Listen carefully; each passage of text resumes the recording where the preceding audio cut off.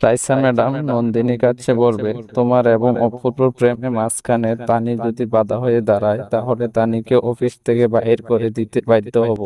Hello বন্ধুরা, কি অবস্থা? আপনাদের মাঝে আগামী পর্বের অগ্রিম আপডেট নিয়ে হাজির হয়ে গেলাম বাংলা টিভিতে।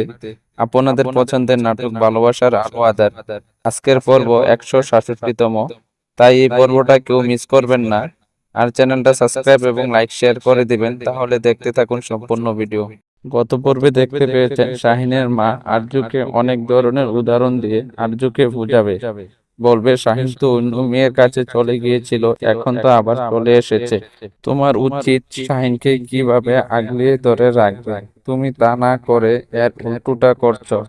রাগের মাথায় সবকিছু করা যায় না। তুমি একটু চিন্তা করে দেখো, তুমি যেটা করছো সেটা কি ঠিক করছো? এখন হয়তো তোমার মেয়েটা ছোট, কিছু বোঝে না, দিনে দিনে বড় হচ্ছে, যখন বুঝতে পারবে তখন তোমার কাছে কিরকম লাগবে। এ পর্বে দেখতে পাবেন নন্দিনী রাইসা ম্যাডামের কাছে বলবে, ওই দিন তানিকে ম্যানেজ করতে একটু কষ্ট হয়েছে। তানিকে ম্যানেজ করার জন্য ওর কাপড়ে আমি খাবার ঢেলে দিয়েছি। নন্দিনীর এসব কথা শুনে রাইসা ম্যাডাম হাসি থামাতে পারবে না, অনেক হাসতে থাকবে। তখন রাইসা ম্যাডাম বলবে, খাবার একেবারে শাড়ির উপরে ঢেলে দিলে এটা তুমি করতে পারলে ওই শাড়ির উপর?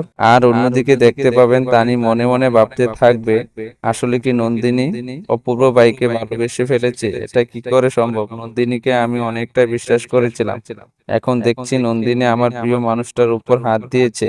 এখন আমি কিভাবে নন্দিনীকে বলবো? কিছুদিন আগে তো আমাকে সতর্ক করেছিল আমার ছোট বোন, আমি তো আমার ছোট বোনের কথা উড়িয়ে দিয়েছি, তাহলে এখন শেষ পর্যন্ত সত্য হলো। আর অন্যদিকে দেখতে পাবেন রাইসা ম্যাডাম নন্দিনীর কাছে বলবে, তানি এই অফিসে যতদিন থাকবে ততদিন তোমার এবং অপূর্বর প্রেমে বাধা হয়ে থাকবে। প্রেমটা না জমে উঠবে না, তানি এইটা হতে দেবে না।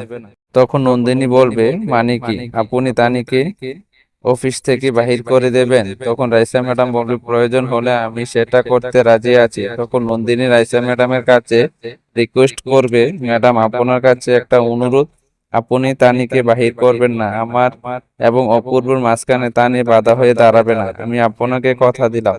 এছাড়াও থাকবে আরো অনেক সুন্দর সুন্দর কাহিনী। সবাইকে আগামী পর্বের ভালোবাসার আলো আধার নাটক দেখার আমন্ত্রণ রইল। আর চ্যানেলটা সাবস্ক্রাইব এবং লাইক শেয়ার করতে ভুলবেন না। আজকের মতন বিদায়, ভালো থাকেন, সুস্থ থাকেন।